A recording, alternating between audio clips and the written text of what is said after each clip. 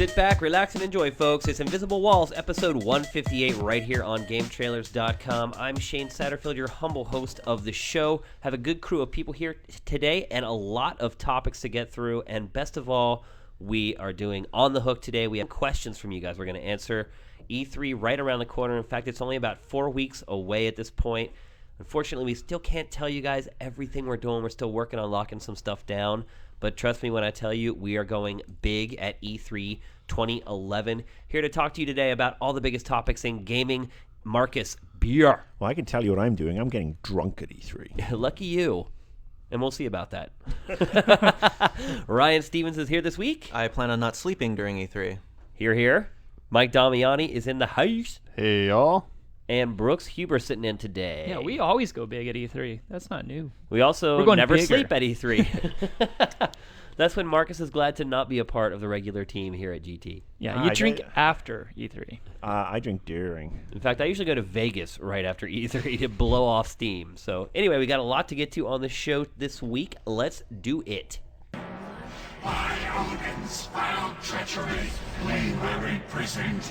But now, to vengeance, to Asgard. Odin, we come for you. What have I done? Beep, beep, beep, beep, beep, beep, beep, beep, beep, beep, beep, beep. That's right, folks. Here we are, Invisible Walls News Update, episode 158. Can we get a graphic for that? Invisible Walls News. I just picture like awesome. Guy Smiley from like Sesame Street or something. All the news that only we care about. With your newscaster, Chet Fantastic. That's right, gentlemen. We have some big stories today on the video game front. Actually, they're not all that big. They're kind of small, which is why we've jammed them all together into one little segment. First big news that was announced today, the Nintendo Wii price dropped down to $149. And they swapped the pack-in game. Yep. Yeah, That's a little more interesting to me, but because it's a $20 price drop, $30 price drop? Yeah, down to $149. They took out Wii Sports / Wii Sports Resort and put Mario Kart in there. Now they included a wheel as well. Yeah, there's a wheel packed in as well. And they put out a black wheel, right, to match your black wheel. Yeah, you can get it in white or black now. So, but it's interesting to see Wii Sports is now sold standalone For $20. for $20. Let's see who buys that when it's standalone. Yeah, I mean, what do you think? Maniacal laughter. What do you think the strategy was behind them changing the pack-in? Do you think that they feel like they've got all the casual players to buy the Wii already, and now they're trying to reach out to more of the core players? I mean, honestly, Wii Sports was a good way to show off the system back in 2006. But aside from Wii Play, Mario Kart is the best selling and probably the most popular game that they have on that system. So I mean, it's their recognizable brand, Mario. So I think they just put that together with it and think that's going to appeal. I think it's going to appeal to some people the few people who don't have a Wii, and maybe they didn't care about like Wii Sports or any of that. They're like, maybe I'll go pick it up now, or maybe you have like a multiple kid family. Like I'll get my other kid one too because it's so cheap now, and they like Mario Kart. Why not the first Super Mario Galaxy? Game didn't sell as well as it probably should have. Doesn't have the appeal as Mario Kart's Kart, Mario though. game. Mario's multiplayer. But as well. single player. I mean, Mario Kart sold, but then I would just flip it back again and go, why not Super Mario Brothers Wii? I mean, that one seemed Well, to because it make sold the through the most roof. sense. New Super Mario Brothers Wii sold oodles of copies. People have Yeah. that already. I'm thinking, well, why wouldn't they put a game in there that maybe didn't sell as well as they had anticipated? Maybe it's not strong. They don't think it's strong enough. I don't know. I Game's mean, amazing. And Maybe Mario- they think they've sold enough Mario Karts and they're not going to sell anymore, so they've got some leftovers. That Yeah, they maybe would the drop big in a question is they landfill. have a warehouse somewhere Full of 'em. full of Mario Kart. My thing is the price drop. It's like they keep going in these small increments. Like they need to get that machine to $99, especially with them announcing the new machine in 4 weeks. That'd like, be pretty unprecedented, though. I mean, this early into the life cycle. I mean, it's not like there's anything has rhyme or reason when did anymore. PS2 But It's drop early. price? Why would they Not want to to drop it to $99 for a long $99 this year when they can squeeze another holiday it was season out of it $129 at forever. $150? But their sales are really starting to plummet at this point for the Wii. I mean, obviously that's why they've dropped the price, but you're not going to hit the mass market with that until it's $99. Nintendo probably would still turn a profit on that machine at $99. I mean, maybe this small drop will give them the bump they need, and then when it dips down again, that's when they push the panic button and go to like 120, and then maybe they're going to do it in increments, to keep the system afloat till whenever the hell the next system comes out. But Yep. Story number 2. So PSN still down. How many Amazing. days now has this been? 347. I'm going on a hunger No, strike. seriously, it's been until what, it like comes back. 10 days? Jimmy Carter's gonna get Happened involved. like not last Thursday, but a week from last Thursday. So It's been a couple weeks. It's been a Yeah, couple it's coming weeks. up on almost 2 weeks, I think. Yeah. That It was is the brutal. It was the day after Tomorrow. El Shaddai's demo got released in Japan. That's how we judge all time here Yeah. at Game Trailers. So, the real news here is that SOE, Sony Online Entertainment, was also hacked, and they didn't even realize it until a couple This days week, ago. Yeah, this week. Well, they did say the ones from SOE were only credit cards from 2007 or earlier, and it was non-U.S. It was like European territories. So So, chances are those cards have been Yeah. canceled or they're no longer active. Not as big a deal as PSN, obviously. Still kind of sad that Sony didn't realize it had been hacked until a week and a Well, half and- after kind it of And had the other embarrassing, question yeah. is there any correlation between this hack and the PSN hack? I mean, we don't know. But I know, but I would that's- venture to guess there probably is. It's interesting. I mean, it's a little too convenient that they happen at the same time. Do you think they had the same security protocols? Probably, yeah. They probably had the same across the board, I'm guessing, which they're probably going to have to fix that one as well. And then, of course, Sony in Japan made their formal apology to the media where they did the bow. They chop the finger off and No, wrap it they up. just bowed. I think they said it was like 7 seconds or something like that, which... It's That's how long funny. you have to write a bull for. Well, it's funny. They measure how sort of remorseful a businessman is by how long he bows. There have been bows from Toyota and Honda that have lasted like up to like 30 minutes before when they've made huge mistakes. So, and then sometimes they may get on their hands and knees. It's obviously a big cultural difference from what we do here. But yeah, Sony did bow to the media in saying that they're sorry for what's happened. Yeah, if this was if Sony were actually a full-on American company, they'd probably get a government bailout. Yeah. Well, apparently, isn't the U.S. government investigating? The US, the UK, the Canadian government is also investigating, and it was announced this morning, Wednesday, that some gamer lady out of Canada is launching a class action suit against Sony for $1 billion. I kid you not, $1 billion, because to cover the Because they took away a stress service caused- that was free. Well, to cover the stress caused by losing credit cards, and and Sony have said that if there are costs incurred, that they're prepared to meet them, and there's also the banks have been saying if anybody credit card gets hacked, they should be covered. So it's just it's a very very it's a PR disaster for Sony when you're continually on even the local news here in LA who don't know their assholes from their elbows when it comes to games, when they're talking about Sony. I think the blow is softened a little bit by the fact that it is free. If this were Xbox Live, I would probably be a lot more pissed off than I am right now. So should PSN Plus members be really pissed off? Yeah, they should. They're paying for that service. But didn't Sony say that they're going to give them credits for every day that they've lost in the service? Isn't it like everyone getting a free month or everyone something? gets a free month. And A then Plus? A Plus. Or all the paid services. So that includes Plus. And then the PSN Plus members get every day that it's been down on top of that. So. Oh, cool. And I'm then going to come there's- out on top. And there's some free gift everyone's getting, apparently, but they haven't named what it is. So everyone prepare for It's a flour. PSP Go. Because they have those in a landfill in Vegas next to the ET cartridges that Atari dumped. Or a free credit report, although they say you get your first one free. .com.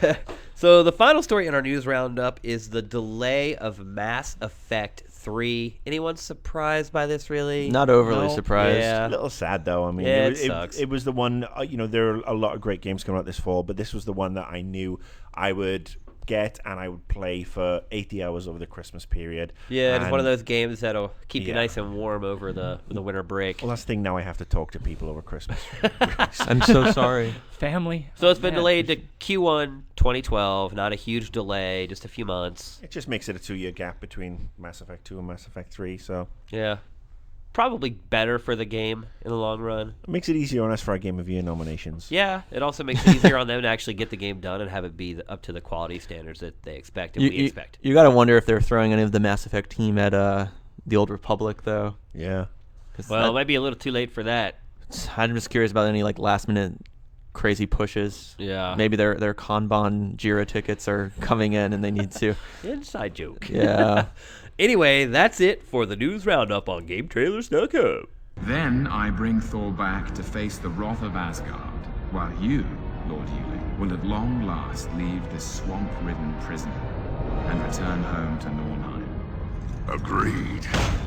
All right, so next we're going to talk about Mizuguchi-san's spiritual successor to Rez, In fact, Ryan right now is wearing his old school Rez t-shirt. Ryan, Yes, you I are one am. of the biggest fans of Rez I've ever met. I love music games, but I have no rhythm. So when there's music games that don't involve rhythm, I'm very, very happy to play them. So does Child of Eden have any rhythm-related They have added elements? rhythm. For super quick summary, it's basically an on-rail shooter with a lot of like interactive music elements. When you fire your guns, you hear some drum beats. When you hit things, there's kind of a crescendo of like how things explode and whatnot, and it kind of will slide things over so it kind of matches the beat. So you're kind of adding to the song. But it's more of a reflex thing. The rhythm element added this time around, though, is your lock-on shot, which is going to be familiar to anyone who played Rez.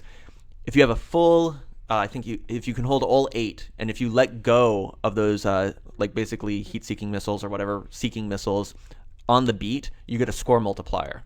And as long as you're always shooting 8, you'll keep your multiplier alive, but to grow it, you have to keep releasing on the beat. See, I love that. That's the one thing I didn't like about the first Rez. What is it didn't matter if you played the game to the beat. What I thought was one of the problems with Rez is that the last level in Rez is amazing, and it was a little obtuse on how to unlock it. You have to hack all the little, not hack, but there's these little boxes that you have to do the kind of unlock depths of the song, and you have to unlock every single one of those to get to the last level. And in the preview copy they gave us of Child of Eden, I'll already say the levels have a much different look in between each levels, but they have kept the last level locked from us. So still some excitement there. And I'm not even sure if that is the last level, but it's the last one they're letting us know. But the levels are pretty varied. There's lots more like mini bosses instead of the kind of just go through the layers and then there's a boss at the end and stuff like that. I played the majority of it on the controller. I know this game's been really hyped for Kinect, and I'll let everyone know you can play it fine on the controller. It's pretty cool. The other big element that they switched, yes, I played it on the Kinect, and I think I threw out my arm, but that's Now, the other part of it too is that's because I'm a spaz, which I don't think I'm allowed to say in the UK. But it's okay to You're say in allowed the to say US. spaz. Okay, I thought they always like made people take that away. But Well, no, The other thing too that I noticed is that the score thresholds you need to get to move on, if you play it with Kinect, those scores are much lower. Mm-hmm. So you actually have to get higher scores if you use the controller versus if you use Kinect. Why do you think they've done that? Well, from what I've played with the Kinect versus the controller, the difficulty is the same, and it is not as quick when you're using your hands. So I think that's how they're doing the balance through a score balancing. You still have the same amount of things trying to end your life. So it's an interesting take to kind of balance stuff, because your scores actually affect how you unlock the levels. So scoring and rhythm is going to be important. The way they delivered the game to us had things already unlocked, so it's kind of hard for me to get a real feel about how Progression. important rhythm is, Yeah. which is kind of interesting. But game's cool. It isn't 100% like Rez. Like I said, the little difference is you have 2 types of guns this time around, the lock-on and this tracer weapon for shooting down projectiles and purple enemies, because purple needs to be rapidly HD. shot upon. Now, would you say the game is structured the same as Rez? Is it the same length as Rez? Yeah, I mean, I would say it seems a little bit longer. It's asking you for a little more replayability for the score element. I'm making some assumptions here. There's this element too of, again, everything was unlocked, so we couldn't really explore it as much, where the menu system has this kind of hub interactive feel, where it's this garden where you can unlock things and evolve them, so the garden becomes more of a toy as you play with it. So there's that kind of extension to it as well. But with everything unlocked, it's kind of hard to get a feel for how that's going to actually play out, because now I can just go in there and mess around with everything. Happy with it so far? Yeah, I mean, I was a huge Rez fan. Rez definitely has this kind of legacy of being a critical darling that sold a pittance in the US. Then when it was released on Xbox Live, it was like top of the charts. However you read those charts, I'm not quite sure. Is Rez still worth money? No, because that weird company called... They're in Kensha Hall during E3. I can't remember what they're called. They reprint games like... what's that World War II Japanese RPG? Shadow Hearts? No. Vandal Hearts? No, it's not Vandal Hearts, but they reprint Game Quest Ltd. or something. They reprinted a bunch of it, so it kind of liquidated the market a little bit. So even if you have the original pressing, it's still not worth cash? It may be. It's really hard to tell the difference, I believe, between the two, if it is even possible, because they'll just sub-license these games and reprint them. But I think it's one to watch. It's a serious Kinect game for people who are curious for that, and it plays well with the controller. I think some people may think it's like I said, it may seem a little short to people, but there's a lot of replayability there. I mean, even the first time through the game, just trying to discerning what you should shoot and what's the background. Yeah, that's one of the toughest parts of playing Rez. I mean, it's a pretty game, but it's an abstracted game. So I do kind of miss the on-screen presence of you as an avatar. It's all first person now because I liked the evolution stance. I liked being like the star baby and shit like that because I'm kind of a star baby. Thor, I got here as fast as I could. What was it? Well, it was large. All right, so next we're going to talk about a game that I don't really know why we're talking about it. I think it's one of those games where everyone's assumptions are probably pretty accurate, but we're still going to give Mike Damiani a chance to talk about Thor. But the reason we're talking about Thor, I think he was press ganged into this, by the way. It's not that, like that Damiani came on to talk about this because this is part of my mission. After the goodness of Batman Arkham Asylum, I am determined that Marvel Studios, and we know some people who work at Marvel. We do. They're good guys. Hopefully one of them's listening right now. Real good guys. They take the fucking games away from Sega. Sega screwed Iron Man 1. They screwed Iron Man 2. There are probably screwing Thor, but Damiani will go and talk about that in a minute. And then there's Captain America this summer. Captain America looks somewhat decent, though. I'm sorry, somewhat decent doesn't cut it when you're talking about some of the most America. amazing Here's the problem. but Every game in looks American somewhat history. decent at this point. No. I mean, Thor, if you just walk by and look at it. I'm not counting about trailers. I mean, we saw like a gameplay walkthrough, and it was like, oh, this isn't completely atrocious. Like, speaking of Sega games in particular, what was it? Brooks, what was that game? Beast Rider? Oh, Golden yeah, Axe? Golden Axe. I mean, you could watch, I almost vomited at E3 in Sega's booth when they were showing it to me. I'd rather have played the original Golden Axe than played... That's not without a doubt. Yeah, that's no not a debate big deal. there. Yeah, you're not in the minority there. I don't know what's up with Sega, whether they're hurting. Well, the for crazy cash part was right the Iron now. Man games sold real well, so I'm sure people- Marvel's They like, sold well oh, on the PSP. this must not have been that bad. But I think, they're good, no. unfortunately, Marvel, the way it went with the deals on this is that Marvel signed off a lot of their properties early in the cycle. Iron Man then became a huge smash. Sega had the option on Iron Man 2 and probably had the options on the rest of the stuff. But why the hell was Marvel vs. Capcom so good? And Capcom worked with the Marvel because team. Sega didn't publish it. Sega have a reputation. They're basically a clearinghouse now. Do you think Marvel should step in and have a firmer? Marvel should basically Marvel and Disney should step in and say, Sega, go fuck yourselves. We're taking everything back. You guys are assholes. You're making shit games out of our brilliant properties, so we are taking them back. Screw you. Go play with your hedgehog. Who do you think would be better suited to make those games, Marcus? Well, unless the guys from Arkham Asylum are available, but Rocksteady's now owned by Warner Brothers. Right. Honestly, I think a dyslexic chimp with diarrhea in a toilet somewhere in Brazil would probably stand a better chance of making a game than the stuff Sega's been churning out recently. Diarrhea not is an cool. important point. My cousin has dyslexia. And I have diarrhea. And I'm a chimp. So anyway, Mike, let's talk about Thor. Oh yeah, Mike's here. Is it Hey. as god awful bad as we're insinuating? It's pretty bad. It's not quite at the level of Iron Man 2. I actually didn't play the original Iron Man, but Iron Man 2 was pretty brutal. This game, it's just a shameless God of War clone. They're trying to be like that, and it doesn't come anywhere close. It doesn't seem done to me. There's all kinds of weird graphical anomalies. Oh yeah, I mean every other level you counter more than 3 enemies and the frame rate just dies in this game. It's like a DVD skipping. That's how bad it gets at points. And I'm just like, Plus, there aren't really 3 enemies. There are 2, right? yeah, they don't throw a lot of enemies at you. I mean, in the later levels they do try and throw, but they scale them down. The more enemies there are, the smaller they are. But when you get those big enemies, the ones you really want to fight, there's like 1 or 2 at a time, and it's just. And it's the same 1 or 2 enemies over and over again. Yeah, They just every time I walk by, it's the same 2 it's guys like you're fighting. ice level, they're blue. Fire level, they're red. And it's like palette swap. Really. Yeah, I thought creative that there. died a long time ago. What was funny to me was that I was watching Damiani play this morning, and Brooks was playing on the system next to him, both capturing video. And Brooks was playing God of War, the collection, the remixed PS3 up-res version.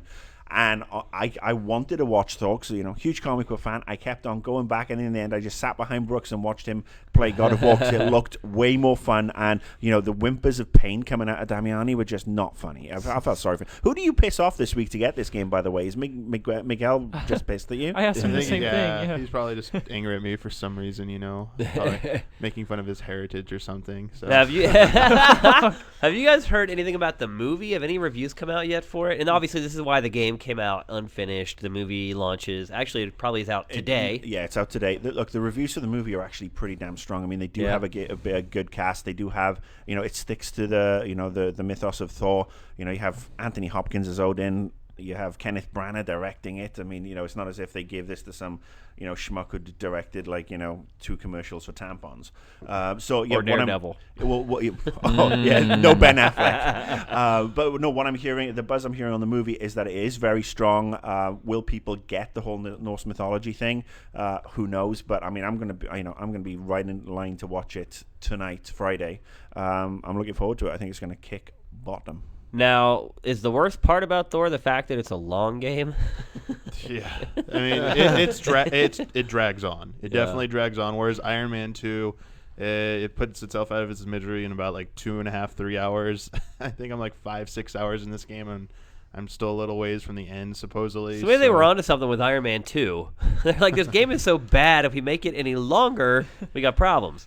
Look, this is the issue. Thor, God of Thunder, he's got a great big hammer which he uses to smite things and call down lightning and fly with. Right. Mike, can you fly in Thor? Yeah, you can. You can glide for 5 seconds, and that's what's baffled me. There are these parts of the game where he goes across a river on a boat.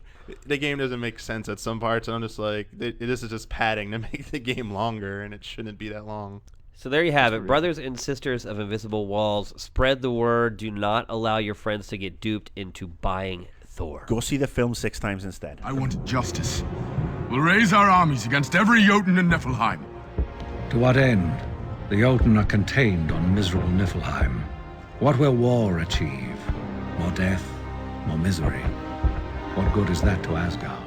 So how long has it been since we've done On the Hook? I think it's the first one we've done in 2011.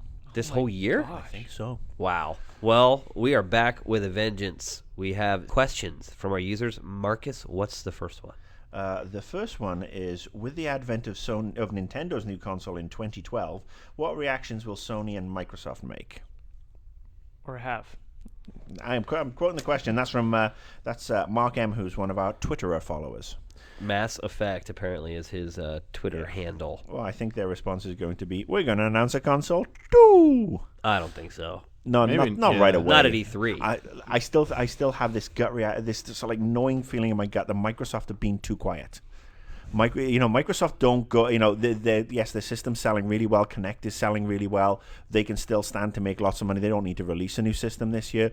I'm just wondering if they want to go ahead and get another maybe 1 to 2 year jump on Sony for the PS4, because Sony can't really announce a new console right now. Their console is still kicking ass and holds its. It is the best console out there with regards to its capabilities, in my opinion. But I think Microsoft are going to do something very sneaky at E3 and surprise the shit out of us. I completely disagree. Well, I think we may get by the way, we're working on our next machine. Are we going to get the pre-announcement announcement? Yeah. Didn't we see way before the Wii, wasn't there basically a Revolution tiny teaser thing? Yeah, they year, the logo and the name. Yeah. They should. Yeah. It's no system. I mean, they can do smoke and mirrors easily. They just want to stay in sort of the mind's eye of players so that they know something's coming, which we all know anyway. Do we really even need it? But it's more for investors and all that garbage. My question is, do you think Microsoft's going to try to do a handheld? I mean, are they going to go push the Zune? I mean, they're failing. They're failing with music, failing with, what was that thing called? The Kin. Oh yeah. They don't. Surface was cool, but who the fuck cares now that everyone has pads? I think Microsoft have, if they're smart, they've given up on the whole handheld thing. They've got the Windows Phone that runs, some games and apps. Good luck to them on that. But the Xbox and Kinect in particular have really pushed up the profits on their. Well, did you guys see Kinect, that? I think. Did you see retailers are getting rid of Xbox hardware stock? Like right now on Amazon. It's a crazy deal. You get $50 credit off of Yeah. So are we going to see an Xbox Slim or an Xbox built-in? with a built-in can you build Kinect? in the Kinect? It needs that so. motion to scan the you room. But they may be getting rid of just the standalone machine. What would they SKU. add? Well, they would probably just make just one SKU with Kinect inside every box, so that they have that built-in install base. I think this E3 for Microsoft's going to be all about Kinect. Call it the Kinect box. Any price drops though? I mean, to respond to That would be Nintendo. nice. I mean, Dude, I don't even know if Microsoft and Sony at this point even give a crap what Nintendo's doing. I don't know that it has a big bearing on their business overall. They're such different audiences for those machines. I think they've kind of just learned to do their own Well, thing. Nintendo's trying to catch up to them in terms of their HD and like the mature audience. So it's kind of like role HD reversal and high a little def, bit. but don't expect a decent hard drive in this new machine. Apparently, based on the latest rumors, Well, they're saying, 8 gigs of storage space in the new Nintendo machine? and it's all flash Yeah. drive. That's it's not all even flash enough for Marcus's memory. porn. I mean, again, No, I know, it's not. seriously. again, I don't believe any of this crap that's flying around. I'll believe it when Reggie pulls it out of his pocket on stage. All this crap that's The flying around, I don't Nintendo, believe any of whoa. it. We'll wait and see what they say at their press conference. But if that were true, 8 gigs of storage, it's like, why bother? It was like the last time with the Wii. It's like, why bother if you're going to put that little amount of storage space on your Yeah. machine? It's like, what's the point? Of course, they'll have people that will say, oh, well, like SD card. You put 32 gig SD card in it. Who cares? Like, give us a freaking hard drive. Question number 2, Ryan Stevens. This is from a Twitter follower named MLT Gamer. What is the point behind region restrictions? He is so tired of not being able to get the DLC he wants and craves. I mean, it's the same thing with DVDs back in the day.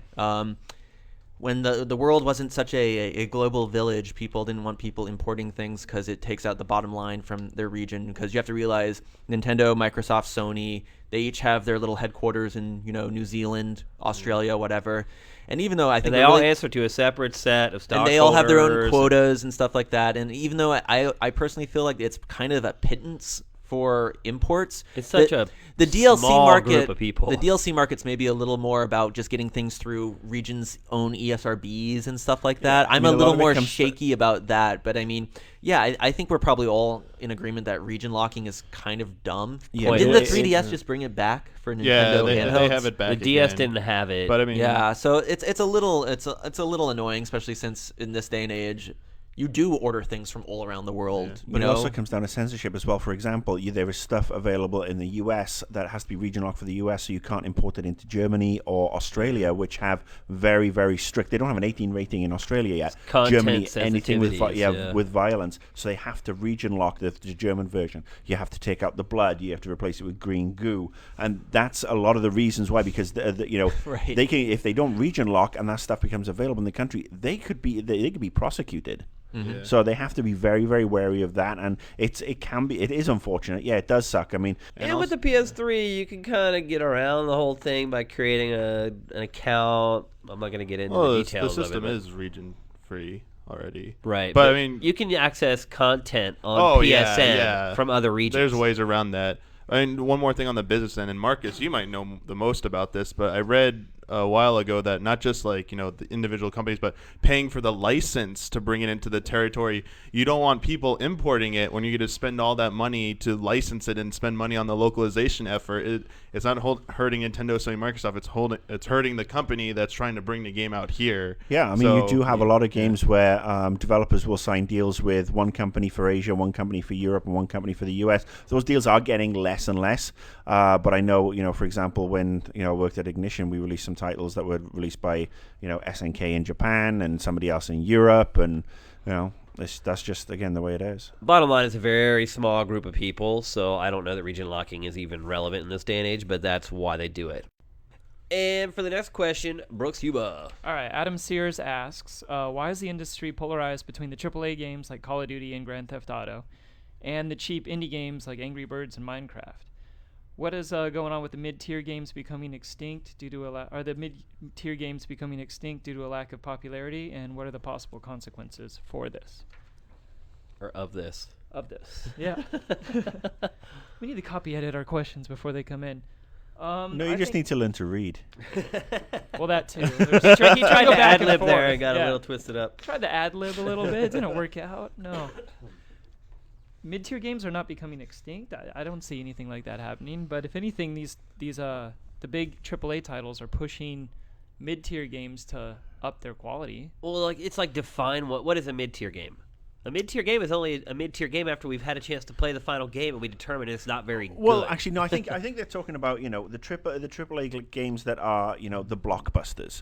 AAA marketing budgets. Yeah, maybe. I think. But you got to realize these developers and publishers are hoping that every game they create is a AAA game. I And don't we think only we're- know that they're not until we've had a chance to But evaluate. let's couch this not as a quality issue, but as a presence issue. And I think one of the problems is games are just costing more and more to develop, even if you are making a game that doesn't have the budget to kind of get it into people's eyeballs. Yeah. Like, if your game doesn't have television commercials or you can't buy banner ads on websites, I think that may put you into a more of a mid-tier position. Like if you're a game published by Atlas, let's say. well, how do you look at like Demon's Souls? Demon's Souls is the example. Is that Demon's a Souls, AAA or is that a Demon's Souls B-level was game? what we would call a sleeper hit. Yeah. Financially. But is that a B-level game or is that a AAA? Are we game? talking about quality or are we talking about presence? talking within the I think with- context of Adam Sears? Well, I question. was setting up something here, though, so then you throw in this thing. So I'm just curious if you're acknowledging what I said earlier or not. Because, no, Demon's Souls was an Atlas game that had very little marketing, and it was a sleeper hit. It's not the world's best-selling game by any stretch of the imagination. So based upon your argument of marketing dollars, you would say that was a B-level game. Oh, yeah. Or not, well, I'd say it's not, yeah, definitely not AAA. No, it's mid-level, and I think that's the point we should take from it. That it's more sort of like the presence, the cachet of the franchise, if you will. And you look at Call of Duty, GTA, they have huge ads, they're out everywhere. I think that the problem is that a lot of developers are kind of getting hamstrung when they are going to this mid-level of game. Like, we're going to ship a game, and we're going to it's going to be a JRPG, and we know we're only going to sell 500,000 units worldwide, so we want to make sure all our costs are according and everything. The problem is that Nintendo and Sony and Microsoft in particular won't let them release at cheaper prices. And It's again, killing. It's killing a lot of publishers. I mean, Namco comes to mind. Look at like Enslaved. Like that to me is like the epitome of the mid-tier game. They intended to make that game a AAA game. They put a lot of money behind it. They probably spent $10 million developing the game. Totally fell on its face. Games like that are killing the industry right now. There is no middle ground, I think, is the problem. There is no way for someone to create that mid-tier game with a mid-tier budget and still make money on it. Unless you're that sleeper hit. Like and I Demon's think Souls. it's safe to say sleeper hits are few and far between. Financial sleeper hits. Yeah, there's I think I already said Critical Darlings, but this episode. But there's those games that review well that no one buys. Okami. Yeah. But I think the games that sell well out of nowhere, those are Katamari Damacy, Puzzle Quest, Demon's Souls.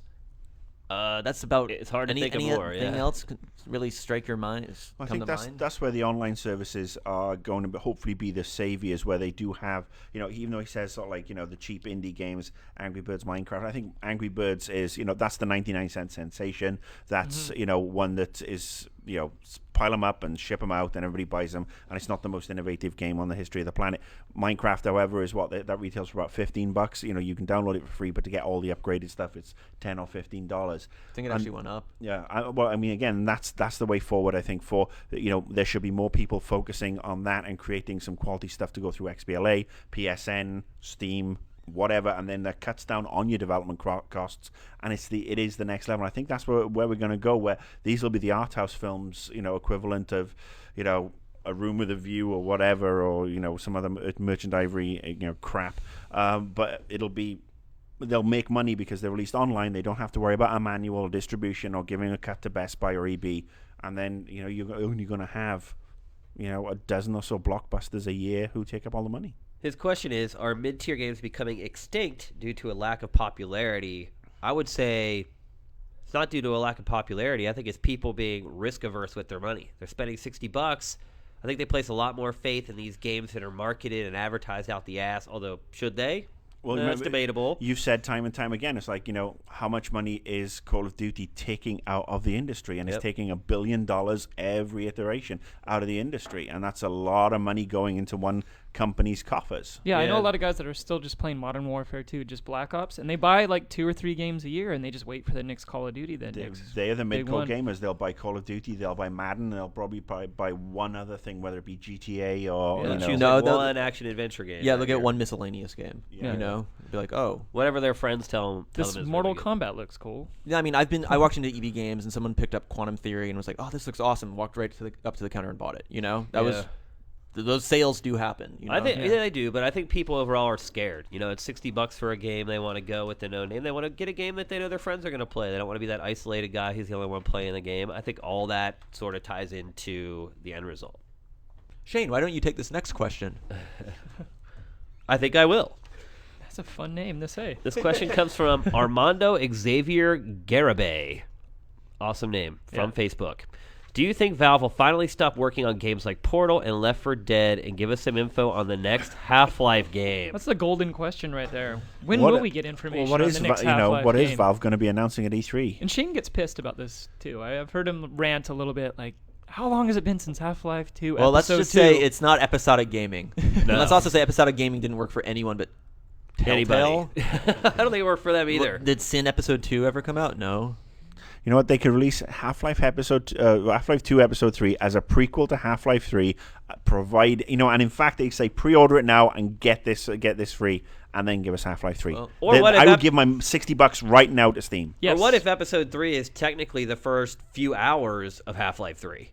And they're just like, and then when it starts, it says Episode 3, and people are like, oh my god! And then everyone's boners just hit their desks. And their coffee table shoots into the television. The last thing Valve said is that after adding co-op to Portal, is that all their games going forward will have an online component. Right. And I know this goes back to the argument like, fucking Christ, don't be working on Half-Life 2 Episode 3 Deathmatch. No one fucking cares. Give us the single player game. But does this mean Alex Co-op Advance is going to have co-op? Or I will say the writers at Valve are very big Demon Souls fans, so maybe there could be some interesting asymmetric multiplayer kind of slid in there. Well, I think one thing we can count on with Valve is that they do trailblaze. They come up with new ideas. They do things other people haven't done. They look at unique concepts and find a way to make them fun. I mean, but still, give where us is Episode Half-Life 3? No, give us Half-Life 3. I want Half-Life 3. Because the anticipation the is... new one. I want 3. Get it out there. Amalgamate the story. Use Episode 3 of Half-Life 2 as a prequel. Whatever you want to do. Get it out there. Forget Portal. Right, great. Portal's fantastic. Left 4 Dead. Right, well done. Give us fucking Half-Life 3. But they must. I don't know. I could really use some more Team Fortress 2 hats. I'm going to stick this mic up your ass in a minute. I want Half-Life 3. Well, they have to announce something at E3. They've kind of got it all out there at this point. What's left? If Valve can bring Half-Life 3 that is as good as Half-Life 2 and Half-Life 1 was, it will rewrite the rules for FPSs, and we won't hopefully have to put up with as much shit as the Michael Bay-inspired Call of Duty games. Hallelujah. Amen. Russell Booker. I like this name as well.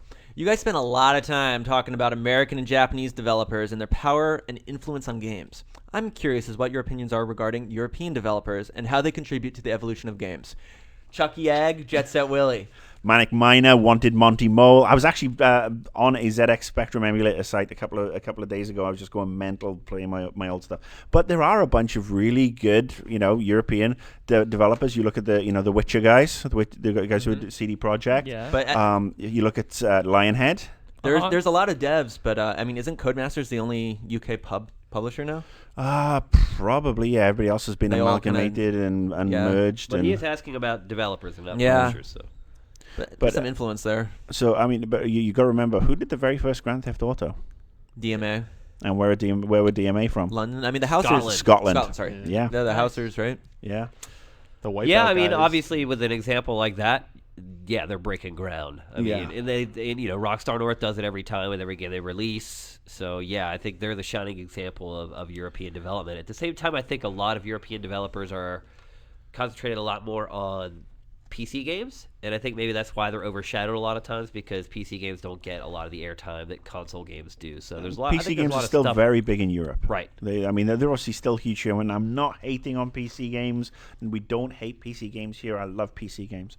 But yeah, there are a lot of developers who will, and they don't have the resources. You got to look at tax incentives as well. I mean, Britain, for example, has just trashed half of its tax incentives for small developers under the Conservative government. So, there's a lot of issues that come with developing a game.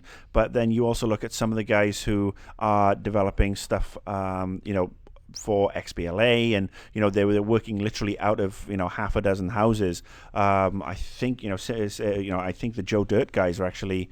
They're either from the UK or Europe, or but I mean, again, that was just developed and fantastic. And if wherever he's from, I think it's from Europe.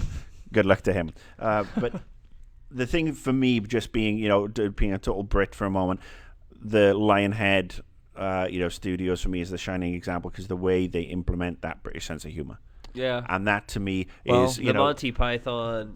It's Python-esque, yes. Yeah. And you look at Fable 1, 2, and 3. Fable 3 a little bit, but I mean, I did my Reset blog, which was a Dungeon Keeper love letter saying I want that game back and I want it in Peter Molyneux's hands. I don't want anybody else's. And then I went back and actually managed to get Dungeon Keeper 1 and 2 working on my Windows Vista PC. And that's what I was playing at 3 o'clock this morning. I was up all night just playing Dungeon Keeper 2, having a blast with it. And that sense of humor that so many people try to implement in their games and just falls flat on their face. And I will say, just to kind of bring this to the Molyneux and the Euro thing back, is I think a lot of people like this game called Syndicate.